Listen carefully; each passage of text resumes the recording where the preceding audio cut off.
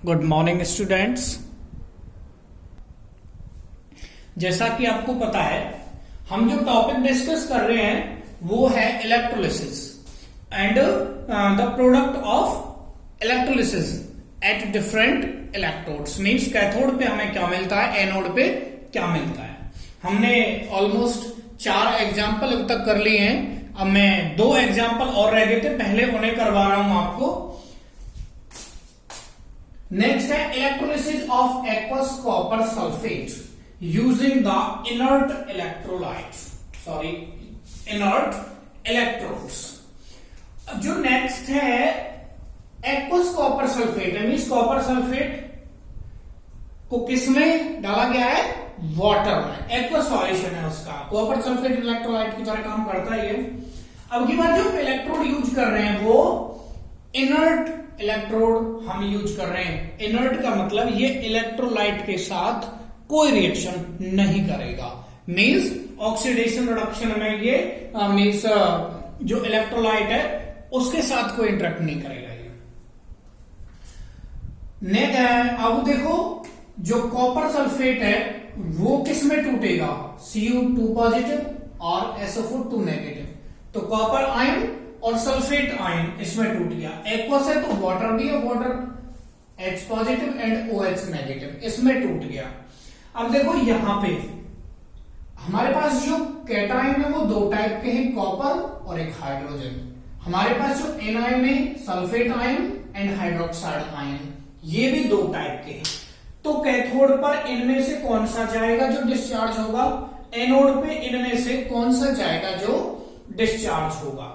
Cathode पे जाता है कॉपर, और कॉपर पे 2 पॉजिटिव चार्ज है। हमको पता है ये न्यूट्रल होना है वहां पे जाके, तो इसका मतलब ये 2 इलेक्ट्रॉन एक्सेप्ट कर लेगा। कहां से, कैथोड से। इसने 2 इलेक्ट्रॉन एक्सेप्ट कर लिए तो किसमें बदल गया, कॉपर में। अब ये कॉपर ही क्यों गया, हाइड्रोजन क्यों नहीं गया, हाइड्रोजन आयन, क्योंकि डिस्चार्ज पोटेंशियल कॉपर का लो है हाइड्रोजन से, इसलिए ये वहां पे गया। और ये जो प्रोसेस है ये रिडक्शन होती है कैथोड पे। तो ध्यान रखना, जो कैथोड पे हमें कॉपर मिलेगा, कॉपर डिपॉजिट होगा कैथोड पे। तो जो कॉपर है तो कहां मिलेगा, हमें कैथोड पे मिलेगा। ये चीजें पूछी जाती है कि जो आपका प्रोडक्ट है, मीन्स कॉपर सल्फेट का करवाया तो ये कॉपर किस इलेक्ट्रोड पे मिलेगा। इलेक्ट्रोड्स के प्रोडक्ट पूछे जाते हैं। एनोड, अब सल्फेट और हाइड्रोक्साइड हमारे पास 2 आयन एनायन है, इनमें से कौन सा जाएगा, ऑब्वियसली हाइड्रोक्साइड आयन जाएगा, क्योंकि इसका डिस्चार्ज पोटेंशियल लो है सल्फेट आयन से। मैंने मेंशन किए हुए ये discharge potential of hydroxide ion is lower than sulphate ion. तो हाइड्रोक्साइड आयन गया, 4 इलेक्ट्रॉन इसने लूज कर दिए तो OH, ऑक्सीडेशन हो गया, प्राइमरी चेंज हो गया। तो 4 OH मिलकर क्या बनाएंगे, H2O और O2। तो H2O तो वही रहेगा, और जो एनोड से रिलीज होगी वो कौन सी गैस होगी, ऑक्सीजन गैस होगी। ये चीज आपको ध्यान रखनी है। तो O2 gas, oxygen gas liberated at anode और कॉपर डिपोजिटेड एट कैथोड, ये चीज आपको ध्यान रखनी है। और जो ये बच जाता है सल्फेट आयन, ये फिर H2SO4 बना लेता है, सॉल्यूशन में ही रहता है। अब हम नेक्स्ट करते हैं, इंपोर्टेंट है ध्यान देना, इलेक्ट्रोलिसिस ऑफ कॉपर सल्फेट। अब की बार हमने एक्वस कॉपर सल्फेट की ही किया, लेकिन कॉपर इलेक्ट्रोड्स को यूज किया। पहले हमने किसको किया था, प्लेटिनम इनर्ट इलेक्ट्रोड को। अब की बार हमने कॉपर इलेक्ट्रोड को यूज किया है। ध्यान देना, आयनाइजेशन ऐसे ही होगा, copper sulphate, copper ion, sulphate ion, water है H positive ion and hydroxide ion. तो कैथोड पे कौन सी रिएक्शन होने वाली है, वही जो ऊपर की थी, ऑब्वियसली नो चेंज, वही सब है इसके अंदर। कॉपर जाएगा कैथोड पर डिपोजिट हो जाएगा। लेकिन हमें ध्यान रखना है, जब भी कॉपर रॉड कॉपर सल्फेट के सॉल्यूशन में है, जो एनोड है वो क्या हो जाएगा, सेल्फ ऑक्सीडेशन दिखाएगी। कॉपर की रॉड है जो एनोड है वो क्या दिखाएगी, सेल्फ ऑक्सीडेशन दिखाएगी। सेल्फ ऑक्सीडेशन का क्या मतलब है, देखो ये कॉपर की रॉड है, मींस क्या मटेरियल है, कॉपर। ऑक्सीडेशन का क्या मतलब होता है, आपको पता है कि इसका कॉपर का ऑक्सीडेशन स्टेट पॉजिटिव में हो जाना, मींस इलेक्ट्रॉन लूज कर देना। इसकी स्टेबल ऑक्सीडेशन स्टेट कौन सी है, +2 की। तो जो एनोड है कॉपर रॉड वो self oxidation means Cu2 positive ion निकालती है अपने अंदर से। तो जितनी भी एनोड है आपकी वो निकालती रहेगी कॉपर आयन, और वो कहां जाते रहेंगे, कैथोड में जाते रहेंगे। फाइनली जितनी भी आपकी एनोड है वो सब जाके कैथोड पर डिपोजिट हो जाएगी। ये नेक्स्ट चैप्टर्स में आप पढ़ोगे भी, इलेक्ट्रोलिसिस, जिसमें कॉपर की रिफाइनिंग करेंगे हम। तो ध्यान देना, मैंने लिखा है एनोड पे नो आयंस फॉर्म्ड हियर, जैसे वहां पे बने थे जहां हमने प्लेटिनम इलेक्ट्रोड यूज किया था, यहां पर कोई नहीं बनता, और यहां एनोड सेल्फ ऑक्सीडेशन शो करती है, तो कॉपर आयन में बदल जाता, और ये कॉपर आयन फिर ये ऊपर वाली जो एनोड वाली रिएक्शन है, सॉरी कैथोड वाली रिएक्शन है, ये ही देने लगेंगे।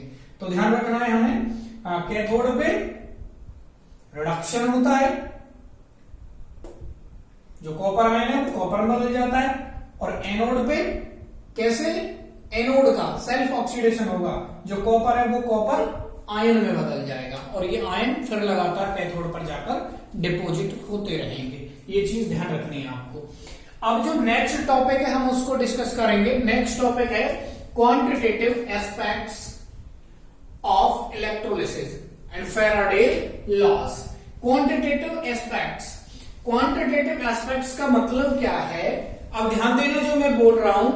अब मैंने अभी आपको इलेक्ट्रोलिसिस कराई, इलेक्ट्रोलिसिस में मैंने बताया, जैसे एक एग्जांपल मैं उठा लेता हूं इसका, कॉपर सल्फेट का। मैंने आपसे ये बोलता आ रहा हूं कि जो कॉपर है वो कैथोड पर जाकर डिपोजिट हो जाएगा, चिपक जाएगा उस पे जाके। अच्छा, क्वांटिटेटिव एस्पेक्ट्स का मतलब है कि कितना कॉपर जाकर डिपोजिट होगा, अमाउंट ऑफ कॉपर कितना होगा, इस बारे में हम डिस्कस करेंगे। ये ही है quantitative aspects of electrolysis, Faraday's laws, इसी में डिस्कस करेंगे। फैराडे के इलेक्ट्रोलिसिस के 2 लॉ हैं, और जब भी कोई थ्योरेटिकल क्वेश्चन ऐसे रेंडमली आता है तो फैराडे का फर्स्ट लॉ कॉमन आ जाता है। ये नहीं है कि सेकंड लॉ नहीं आता, वो भी आता है, लेकिन अक्सर फैराडे के फर्स्ट लॉ को डायरेक्टली पूछ लिया जाता है। फैराडे का फर्स्ट लॉ ऑफ इलेक्ट्रोलिसिस क्या है, पहले मैं आपको जनरली ये बता देता हूं ये लॉ है क्या, फिर इसको पढ़ना बहुत आसान हो जाएगा।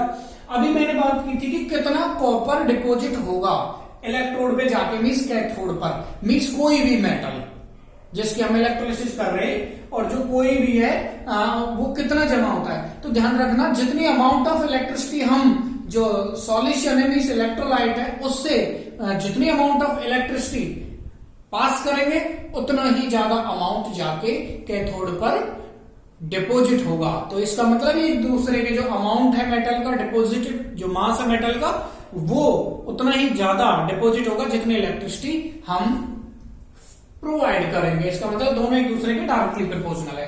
अब ये लैंग्वेज देख लेते हैं हम। द मास, फैराडे के फर्स्ट लॉ का बता रहा हूं, the mass of any substance deposited और लिबरेटेड, किसी भी सबस्टेंस का जितना मास डिपोजिट होता है या कोई गैस लिबरेट होती है एट एनी इलेक्ट्रोड, किसी भी इलेक्ट्रोड पे, is directly proportional to the quantity of electricity, is directly proportional to quantity of electricity passed through the solution या इलेक्ट्रोलाइट। इलेक्ट्रोलाइट का जिसका इलेक्ट्रोलिसिस कर रहे हो उसमें जितनी ज्यादा इलेक्ट्रिसिटी आप प्रोवाइड करोगे उतना ही ज्यादा किसी भी सबस्टेंस का मास डिपोजिट होगा इलेक्ट्रोड पे जाके, या फिर कोई रिलीज होगा वहां से, लिबरेट होगा। अब देखो, मान के चलते हैं थोड़ा मैथमेटिकल फॉर्म में, if W gram of substance deposited on passing, पहले इसको बता देता हूं, माना अगर W ग्राम सबस्टेंस डिपोजिट होता है किसी इलेक्ट्रोड पर, कब, on passing Q Coulomb's of electricity, जब हम Q कूलम्स इलेक्ट्रिसिटी, तो इलेक्ट्रिसिटी मींस क्वांटिटी कितनी है इलेक्ट्रिसिटी की, Q, जब Q हम किसी इलेक्ट्रोलाइट से इलेक्ट्रिसिटी पास करते हैं, तो हमारा जो लॉ कहता है W डायरेक्टली प्रोपोर्शनल Q, ये क्या है, अमाउंट ऑफ सबस्टेंस, ठीक है, mass of substance directly proportional है Q के, ये उतना ही डिपोजिट होगा जितना Q आप फ्लो करोगे, प्रोवाइड करोगे। तो W is equal to ZQ, तो Z यहां पर कांस्टेंट ऑफ प्रोपोर्शनैलिटी, जिसको हम इलेक्ट्रोकेमिकल इक्विवेलेंट बोलते हैं। अब देखो थोड़ा आगे बढ़ाते हैं। If current I ampere for t seconds, current कितना पास करते हैं I एम्पियर और कितने टाइम लेते हैं t टाइम लेते हैं।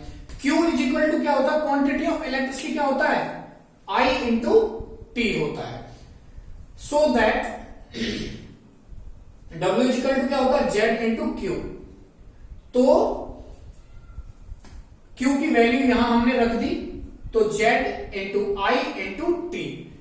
इफ अगर Q हम क्वांटिटी ऑफ इलेक्ट्रिसिटी कितनी पास करते हैं 1 कूलम, और इसका मतलब क्या है 1 कूलम कब आएगी Q की वैल्यू, इफ I करंट है जो 1 एम्पियर पास करते हैं t 1 सेकेंड, कि हम किसी इलेक्ट्रोलाइट से 1 एम्पियर करंट पास करते हैं और 1 सेकंड के लिए पास करते हैं। टाइम ड्यूरेशन कितनी दी हमने 1 सेकंड।